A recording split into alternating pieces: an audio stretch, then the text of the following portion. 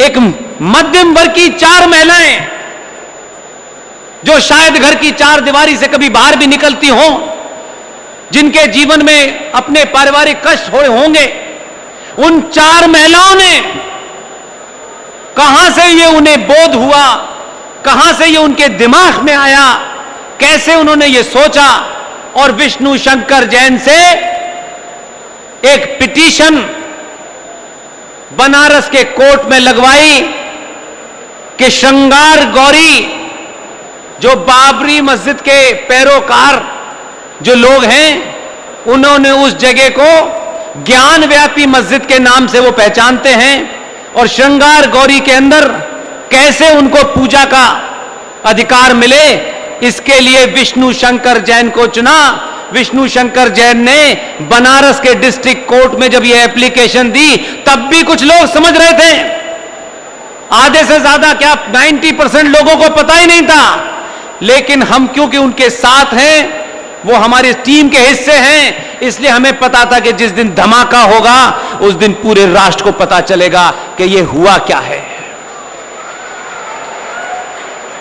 आप सोचिए कि जब उस पूरे प्रांगण का जीर्णोद्धार हो गया, सारे काम कंप्लीट हो गए, तो सब ये पूछ रहे थे कि पिछले 450 साल से बाबा विश्वनाथ के सामने जो उनका नंदी था, लोग उसकी आंखों में कभी नहीं देखते थे।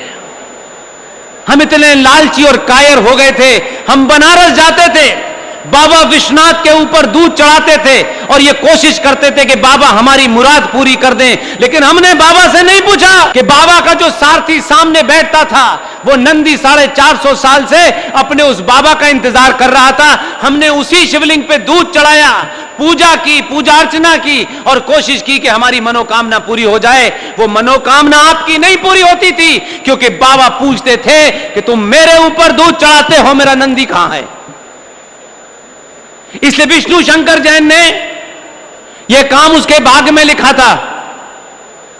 विष्णु शंकर जैन 4 साधारण सी महिलाओं की पिटीशन को लेकर के जब कोर्ट में गया, तो तथ्य इतने मजबूत रखे कि सेशन कोर्ट ने आदेश दिया कि ज्ञान व्यापी के अंदर आप जाकर के देखिए है क्या। 27 लोगों का एक डेलीगेशन ज्ञान व्यापी मस्जिद के अंदर गया,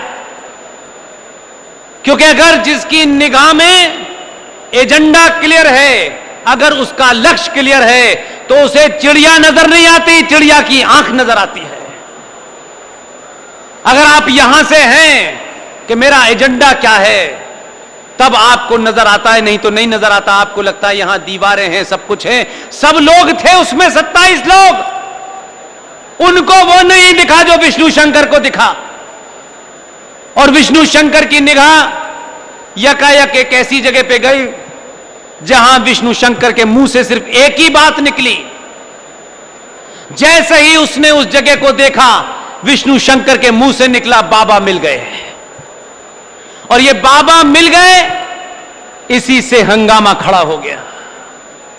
तब पता चला कि विष्णु शंकर जैन ने उस ज्ञान व्यापी मस्जिद, तो मेरा तो पहला यही ऑब्जेक्शन है, ज्ञान और मस्जिद 2 अलग अलग चीजें हैं। विष्णु शंकर जैन ने जब वहां खड़े होकर के उस नंदी की तरफ देखा जो उस सामने से था, 83.5 फीट की दूरी पर बाबा सामने नंदी की नाक के खड़े थे, उसने कहा यही बाबा हैं। लिहाजा उसने कहा कि ये बाबा, यही असली बाबा विश्वनाथ है।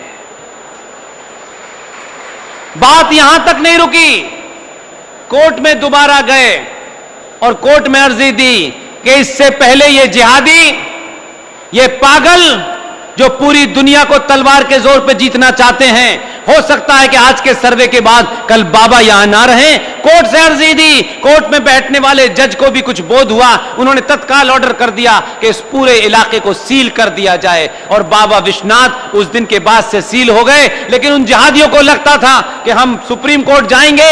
जब आपकी यहां पर मतमारी होती है, समय समय पर ऐसी चीजें समय आता है कि उस समय पर अगर आप कोई काम कर दें तो वो पूर्ण होता है, और वो सुप्रीम कोर्ट भागे। सुप्रीम कोर्ट में वो जज जिनके पिताजी ये पूछते थे कि भगवान राम का अस्तित्व कहां है, उनके बेटे ने कहा कि सब कुछ ठीक है, लेकिन जहां बाबा विश्वनाथ बने हैं, सुप्रीम कोर्ट के उस जज ने कहा वो तो अब सील ही रहेगा, उससे आगे नहीं जा सकते। तो यह आपको ऐसे ही लगता है कि 450 साल के बाद यकायक एक साधारण से, एक कॉमन से, एक सिंपल से एक वकील को बाबा नजर आ गए। ये बाबा नजर नहीं आए हैं, बाबा ने खुद कह दिया कि सारा जीवनोद्धार हो गया है, मैं यहां बैठा हूं, बस अब चिंता किस बात की है। तो यह सब हो रहा है। इसलिए मैं आपसे एक ही प्रार्थना करता हूं, किसको वोट दें किसको नहीं दें, मेरा एजेंडा ही नहीं है। जो अच्छा लगे, लेकिन वोट देते वक्त यह जरूर सोचिएगा कि जीवन में सड़कें बनेंगी, टूटेंगी, जीएसटी बढ़ेगी, घटेगी, बिजनेस में कुछ लाभ होगा, हानि होगी, लेकिन एक बार जरा यह भी सोचिएगा, इसी हानि और लाभ में एक कपड़ा मिल के बहुत बड़े मालिक हैं, बहुत बड़ी एम्पायर उन्होंने खड़ी की। अभी मैं जब साहब भाई से बात कर रहा था तो उन्होंने कई सारी बातें ऐसी बताई जिससे पता चला कि सिर्फ पुत्र प्राप्ति से ही आप संतुष्ट हो, ऐसा नहीं है। पुत्र है इसलिए आप भाग्यशाली हैं, ऐसा भी नहीं है, और पुत्र नहीं है तब भी आप भाग्यशाली नहीं है, ऐसा भी नहीं है। जरूरी नहीं है कि पुत्र सच में पुरुषार्थ करे। इसलिए औलाद हो, 4 युवा बेटे हों, युवा बेटे नहीं है तो आप इस दर्द में मर जाएं, दुखी रहें कि मेरे औलाद नहीं है। इसलिए मैं आपको बताता हूं, अगर आपके संस्कार अच्छे हैं और आपके जीवन में आराम लिखा है, तो औलाद ना भी हो तब भी कुछ नहीं होगा। इसलिए एक बहुत बड़ी कंपनी के जो कपड़े की मिल के मालिक हैं, उनका भाग्य देखिए, उन्होंने सब कुछ अपनी औलाद को सुपुर्द कर दिया। मैं निजी तौर पे जानता हूं, इसलिए इस बात को बार बार कहता हूं। और जिनको यकीन ना आए, वो बॉम्बे में जाके बांद्रा की सड़कों पे देखें, कपड़े की एक मिल का मालिक जिसका सिक्का चलता था पूरी दुनिया में, उसके बेटे ने अपने जीते जी अपने बुजुर्ग मां बाप को घर से धक्के मारकर निकाल दिया। आज बेटा भले ही 5 स्टार की जिंदगी जी रहा है, मां बाप फुटपाथ पे भीख मांग रहे हैं। इसलिए ध्यान रखिएगा, सत्ताएं चुनते वक्त निजी पहचान, निजी जाति, निजी स्वार्थ, ये आने जाने हैं। जो आज नहीं है वो कल हो जाएगा, वो परसों हो जाएगा। आज ठंडा है कल गर्म है, आज गरीबी है कल अमीरी है, ये चलता रहेगा, ये जीवन और प्रकृति का नियम है। लेकिन अगर आपकी पहचान, आपकी आस्था और परंपरा समाप्त हो गई, तो आप कितने भी बड़े करोड़पति हों, उस फुटपाथ पर बैठने वाले से ज्यादा आपकी औकात नहीं रहेगी। इसलिए जब भी मैं कहता हूं, मैंने आज तक, फिर मैं कह रहा हूं, मेरी बातों को उसी पर्सपेक्टिव में समझिए, मैं उससे ज्यादा कुछ नहीं कहना चाहता। आप कड़वा पटेल हैं, लौवा पटेल हैं, आप ये हैं वो हैं, मुझे नहीं पता, क्योंकि मैं गुजराती नहीं हूं, इसलिए मुझे ज्यादा नहीं पता। यह भी मुझे कुछ लोगों ने यहां जाकर के दिल्ली में बताया, जो पहले उधर चले गए थे, बाद में समझ में आया कि गलत जगह चले गए थे, लौट आए हैं इधर। आप जो भी होइए, आपकी जाति, आपकी पहचान है, उस पर गर्व कीजिए। लेकिन फिर कह रहा हूं, ये जो आपका सरनेम है, जो मेरा सरनेम है, ये सरनेम घर की 4 दीवारी तक है।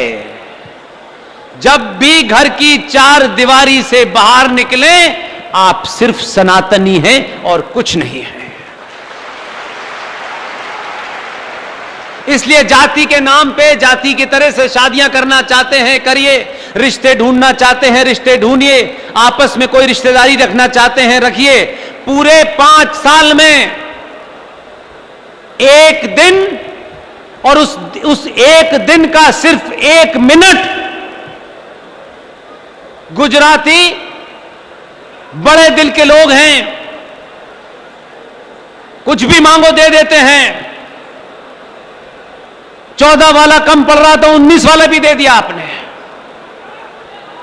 इसलिए आपसे कह रहा हूं ये बात, और मैं अपने लिए जीवन में मांगने के लिए रास्ता नहीं चुना है, सब छोड़ के आया हूं। 5 साल में 1 दिन, और 1 दिन में सिर्फ 1 मिनट, उस 1 मिनट के लिए मैं चाहता हूं कि आपको जो कुछ भी करना है करिए। 5 साल में जब वो दिन आए, उस दिन में जब वोट देने जा रहे हो, तो उस वोट वाला जो 1 मिनट हो, सिर्फ ये सोच के वोट दीजिएगा कि मैं सनातनी हूं। इसके अलावा कुछ मन में मत रखिएगा। तब जाकर के ये लड़ाई जो शुरू हो गई है, किसी चीज की शुरुआत में ज्यादा तकलीफ और ज्यादा दिन लगते हैं। जब वो शुरुआत हो जाती है और चीजें दौड़ने लगती हैं, इस दौड़ को, रफ्तार को कम से कम ऐसे संस्कार अपने परिवारों में दीजिएगा कि ये सिलसिला 1000 साल तक नहीं टूटना चाहिए।